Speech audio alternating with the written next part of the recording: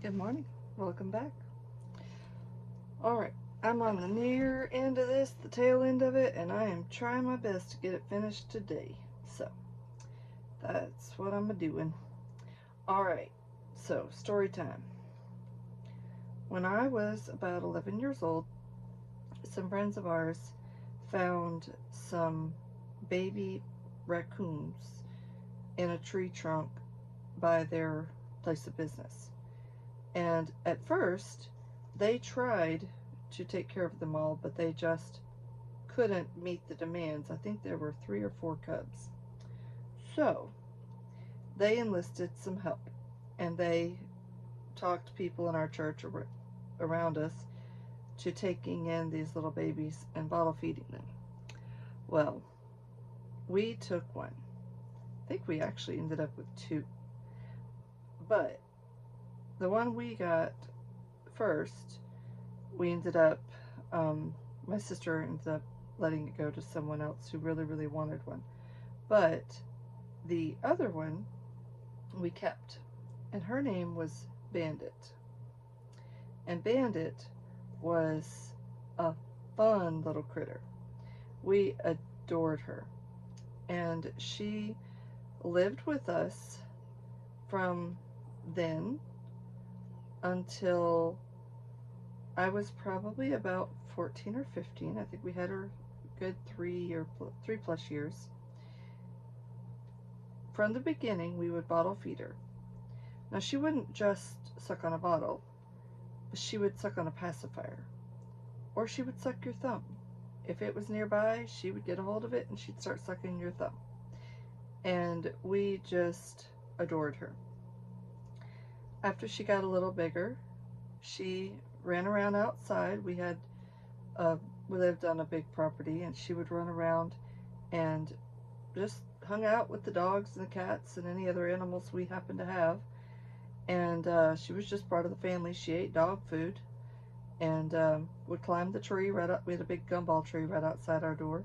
She'd climb that tree, and we'd go out. We'd hear her. We called for her. She'd chatter. We'd hear that little chatter that she'd make. She'd come running down to us. And my dad had a shop. So part of what she did with the shop is she would go up in there while he was working, and when she was really little, she would go up and try to suck his thumb while he was working, which was absolutely hysterical because he would have to stop everything just to let her suck his thumb. But then she finally took up residency in the upstairs of his shop. There was a big loft area with tools and stuff, parts and stuff, and some of our storage. I remember a bag of my dolls and stuff, old dolls, was up there, and there were just other random things, an old rocking horse. Just it was used as storage.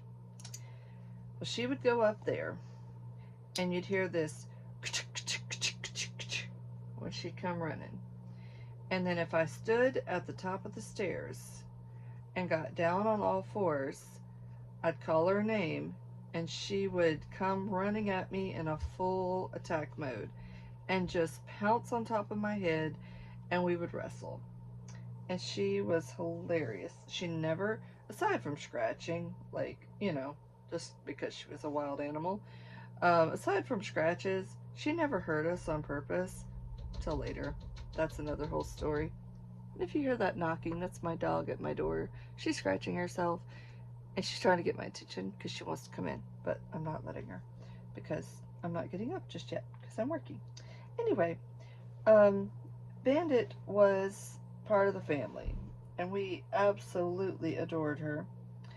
And we had her for about 3 or 4 years, and she was just part of the family.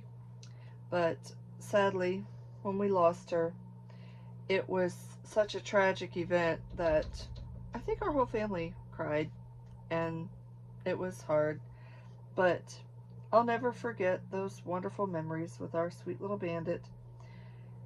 She was quite the little character and a thief, as raccoons are known to be. And and we just had a blast with her. Hope y'all have a great day.